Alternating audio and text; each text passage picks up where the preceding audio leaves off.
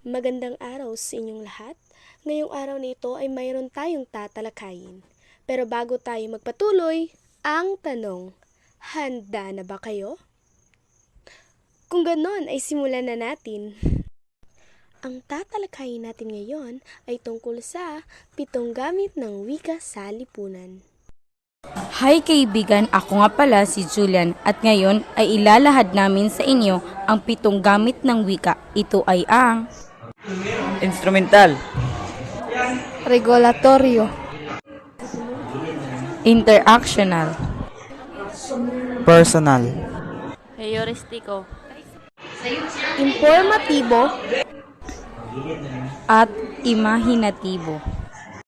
Ngayon, ano nga ba ang instrumental? Ito ay ang mga tumutukoy sa mga pangangailangan ng tao gaya ng pakikipag-ugnayan sa iba. Halimbawa, paghihikayat, pag-uutos, pagmumungkahi at pagpapahayag. Ano nga ba ang regulatoryo? regulatorio, tumutukoy sa pagkontrol sa ugali o asal ng isang tao. Interactional. Ang gamit ng wika, ito ay nakikita sa paraan ng pagkipag-ugnayan ng tao sa kanyang kapwa. bawa, pakikipag-usap, pakikipagpalitan ng mga impormasyon at idea sa kapwa.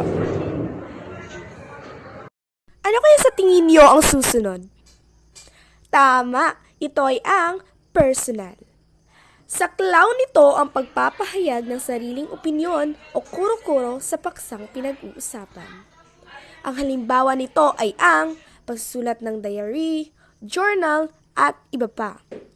Pagpapahayag ng ideya, saloobin at pagpapahalaga sa anumang anyo ng panitikan. Heuristiko, ginagamit ito sa pagkuha o paghahanap ng impormasyong may kinalaman sa paksang pinag-aralan. Ngayon, alam niyo na ang tungkol sa heuristiko. Ngayon naman ay dadako naman tayo sa informatibo. Kapag sinabi nating informatibo, ano kaya ito? May ideya ba kayo? Yan ang aalamin natin. Informatibo, kabaliktaran ng heuristiko. Kung ang heuristiko ay pagkuha o paghahanap ng impormasyon, ito naman ay ang mga kinalaman sa pagbibigay ng impormasyon sa paraang pasulat at pasalita. Halimbawa, ang mga balita, mga artikulo, mga pamphlet at brochure, at iba pa. Yan!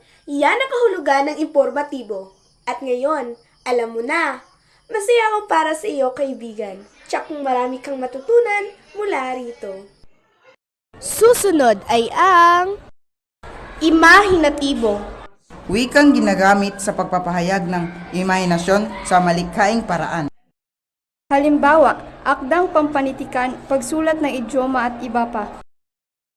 Ngayon, kaibigan, ay natapos na rin natin ang 7 gamit ng wika. Kaya batid kong alam niyo na ang kahulugan at halimbawa nito. Alam ko rin na marami kayong natutunan mula rito. Masaya ako para sa iyo, kaibigan.